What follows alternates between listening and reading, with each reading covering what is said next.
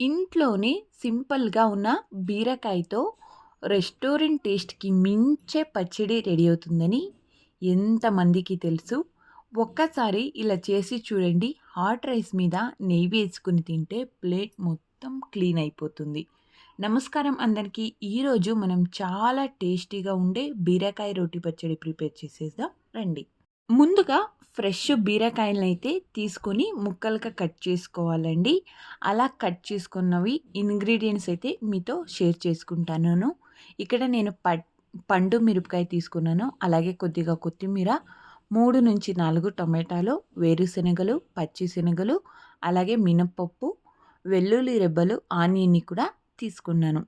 ఇప్పుడు నేనిక్కడ stove on చేసి ఐరన్ ప్యాన్ మీద ఇక్కడ వేయించుకుంటున్నానండి. ఐరన్ ప్యాన్ మీద వేయించుకోవడం వల్ల టేస్ట్ అనేది డబల్ అవుతుంది. చాలా బాగొస్తుంది రుచి కూడా. సో, ఇక్కడ నేను ఐరన్ కడాయి మీద వేరుశనగలనన్నీ వేసేసి మంచిగా ఫ్రై చేసుకుంటున్నాను. ఇక్కడ నేను ఆయిల్ అయితే యూజ్ చేయట్లేదండి. సో, ఆయిల్ యూజ్ చేయకుండా పప్పులన్నింటినీ వేయించుకుందాం. మీకు క్వాంటిటీ ఎంత కావాలో చూసేసి ఆ క్వాంటిటీలో అయితే మీరు ఇక్కడ ఇంగ్రీడియెంట్స్ అనేది యాడ్ చేసుకోవచ్చు. మనం మాడిపోకుండా మీడియం ఫ్లేమ్‌లో అనేది ఫ్రై చేసుకోవాలండి. అవి ఫ్రై చేస్తున్నప్పుడు ఆ అరోమా అనేది వచ్చిన తర్వాత మనం ఫ్లేమ్‌ని అనేది ఆఫ్ చేసేయాలి. ఎక్కువ మనం ఫ్రై చేసే కొద్దీ టేస్ట్ అనేది చేదుగా అయిపోతుంది. సో, మీడియం ఫ్లేమ్‌లోనే ఐరన్ కడాయి ఒక్కసారి హీట్ అవుతే హీట్ అనేది ఎక్కువసేపు అలానే ఉంటుందండి. సో, చూసుకొని ఇలా ఫ్రై చేసుకోండి. తర్వాత వీటిని సెపరేట్ బౌల్‌లో తీసుకుంటున్నాం కదండీ! తర్వాత ప్యాన్‌లో కొంచెం ఆయిల్ అనేది వేసుకొని బీరకాయ పీసెస్‌ని సాఫ్ట్ అయ్యేంత వరకు ఫ్రై చేసుకోవాలి. మనం మీడియం ఫ్లేమ్‌లోనే ఫ్రై చేసుకోవాలండి. ఎక్కువ ఫ్రై చేసుకోవడానికి వెళ్ళొద్దు. బీరకాయ టేస్ట్ అనేది వెళ్ళిపోతుంది.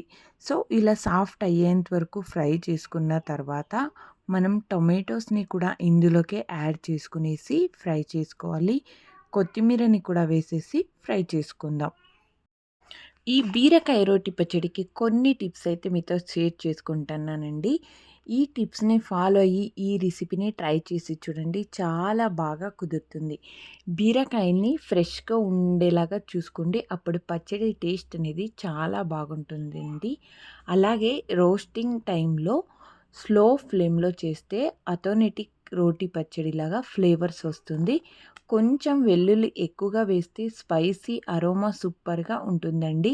చింతపండు బ్యాలెన్స్‌గా వేయండి. అప్పుడే పర్ఫెక్ట్ టేస్టీగా వస్తుంది.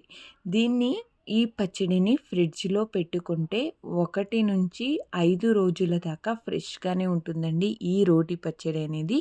సో, ఇక్కడ చూస్తున్నారు కదండీ! ఇవన్నీ మంచిగా సాఫ్ట్‌గా ఫ్రై అయిపోయినాయి.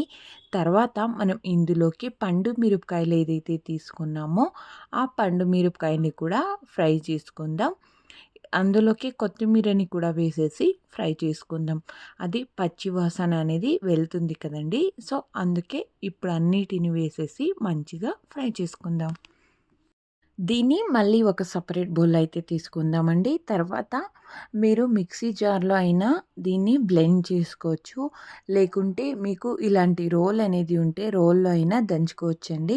రోల్లో దంచుకోవడం వల్ల టేస్ట్ అనేది చాలా బాగొస్తుందండి. ఫస్ట్ నేను ఇక్కడ పప్పుల్ని ఏదైతే ఫ్రై చేసుకున్నానో ఆ పప్పుల్ని ఇక్కడ యాడ్ చేసుకుంటూ రుద్దుకుంటున్నానండి. ఇలా దంచుతున్నాను.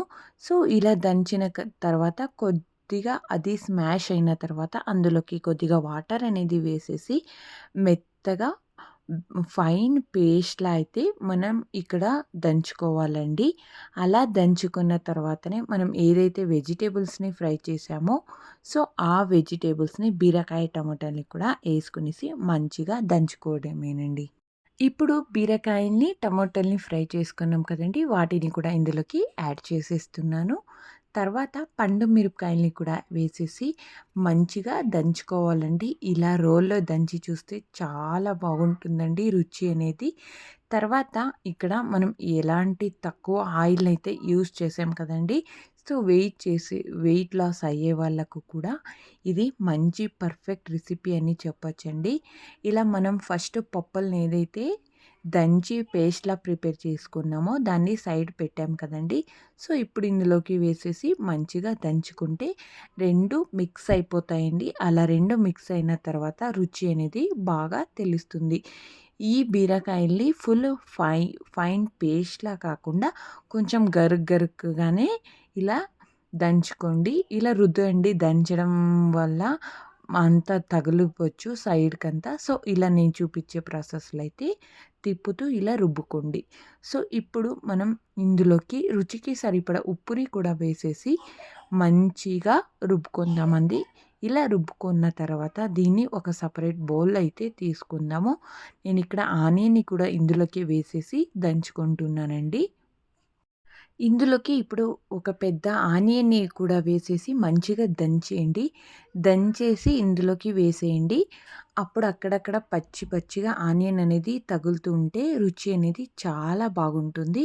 సో, ఇందులోకి మనం కొద్దిగా ఫై ఇలా ఆనియన్‌ని లాస్ట్‌లో దంచుకోవడం వల్ల టేస్ట్ అనేది చాలా బాగొస్తుందండి. ఈ ఆనియన్ను పచ్చి పచ్చిగా అక్కడక్కడ తగులుతూ ఉంటే ఆ రైస్‌లో ఎంతో టేస్ట్ వస్తుందండి. ఇంకా ఫైనల్ టచ్ కోసం ఆయిల్‌లో ఆవాలు, మినపప్పు, ఎండుమిరపకాయలు, కరివేపాకు వేసుకొని మంచిగా అవి చిటపటలాడిన తర్వాత ఆ తడాకాని పచ్చడిలో వేసేయండి. ఆ రుచి అనేది చాలా బాగుంటుందండి. ఎంతో టేస్టీగా అయితే ఈ రోటి పచ్చడి అనేది రెడీ అయిపోతుంది.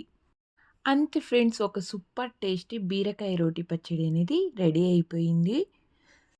ఈ రోల్ ఏదైతే ఉందో ఈ పచ్చడినంతా ఒక బౌల్‌లో అయితే తీసుకునేసి, ఆ రోల్లోకి వేడి వేడి అన్నం వేసుకొని కలుపుకొని తింటుంటే ఆహా! వేరే లెవెల్ అని చెప్పొచ్చండి. అంత టేస్టీగా ఉంటుంది ఈ బీరకాయ రోటి పచ్చడి అనేది. హాట్ రైస్‌తో ఘీతో కలిపి తింటే టేస్ట్ నెక్స్ట్ లెవెల్ అని చెప్పొచ్చు. మీరు కూడా ట్రై చేసి ఎలా వచ్చిందో కమెంట్స్‌లో చెప్పండి.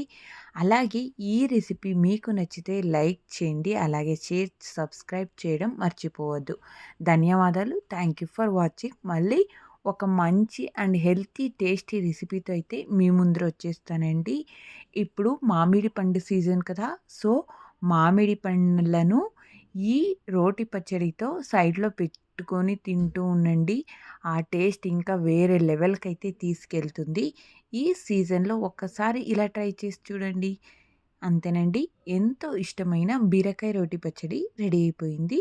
మళ్ళీ నెక్స్ట్ వీడియోలో కలుద్దాం. అంతవరకు బాయ్ బాయ్. Take care.